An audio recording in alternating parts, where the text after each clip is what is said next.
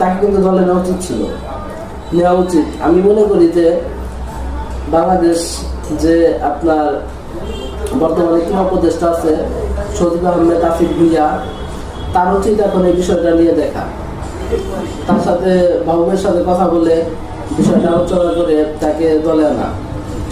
তো এরকম পরিস্থিতিতে করবো বাংলাদেশ যে কখনো কাটবো না, বাংলাদেশের এই অনৈতিক কিছু কার্যক্রম এগুলো আসলে ভালো লাগে না, একবারেই খারাপ। বর্তমানে দেখেন যে একটা ভাইরাল সমন্বয়ক, চট্টগ্রামের সমন্বয়ক সম্ভবত উনি বিবাহ করতে, গায়ের রং সাদা না ফর্সা দোলা না কালা, এইটা কেন বলতে পারে ভাই? তার কপালে ছিল মানুষ 50,000 বছর আগে কার সাথে কার বিয়ে হবে না হবে আল্লাহ তাআলা প্রদত্ত করে দিচ্ছে, তাদের বলার কি প্রয়োজন? মেয়ের ভালো লাগছে, ছেলের ভালো লাগছে, তাদের পারিবারিক ভাবে ভালো লাগছে, বিয়ে করবে, এটাই তো ঠিক, তাই না? তো তারা যদি সুখে থাকে তোরা আমরা কি, আমরা কেন নিয়ে মাথা কামাবো?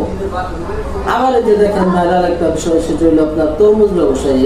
সে তরমুজ কিনে আনছে, সে ভাইরাল হয়েছে, তাকে যে কেউ ভাইরাল করে দিচ্ছে, তো লোকজন তার সাথে ছবি উঠতে যায়, সে নাকি আপনার তরমুজই বিক্রি করতে পারে না। কয় ভাই আমি ভাইরাল, আমার কি আমার আরো পেটে লাথি করতেছে, আমি এত টাকা তরমুজ আনছি, আমি বিক্রি করতে পারি না, লোকজন আসলে ছবি তুলে আমি কার কাছে বিক্রি করবো? এটা কি আমরা বাঙালি, এটা পরিস্থিতি হয়? এরকম হয় না।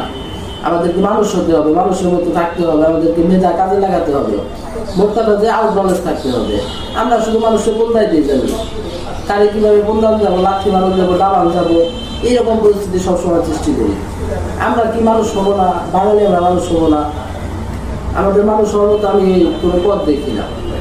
তো আমি সকলকে বলবো, আমাদের আবেগের একটা খেলা ফুটবল খেলা, আমরা এটাকে অনেক ভালোবাসি, আমাদের একটা আশা আছে আমরা একদিন বিশ্বকাপ খেলবো। আমরা হয়তো ইনশাল্লাহ দেখে যাবো বর্তমান পরিস্থিতিতে বাইরের রাষ্ট্রের, আমাদের দেশের নাগরিকরা বাইরের রাষ্ট্রে খেলে তারা আমাদের দেশে আসতেছে দেশকে ভালোবাসে বলে, তো তাদের ভালোবাসাকে আমাদের পর্যাপ্ত সম্মান জানানো উচিত। এই সম্মান জানিয়ে তাদেরকে আমাদের দলে রাখা উচিত। এইখানে মানে ক্রিকেটটা যেমন ধ্বংস হয়েছে, ধ্বংস করছে, এরকম ধ্বংস করা উচিত না, এটাকে এখন গুরুত্ব দেওয়া উচিত। দেশটা এখন স্বাধীন হয়েছে, স্বাধীনতা দ্বিতীয়বার স্বাধীন হয়েছে একটা দেশ, তো এখানে তো অনেক বড় পাওয়া।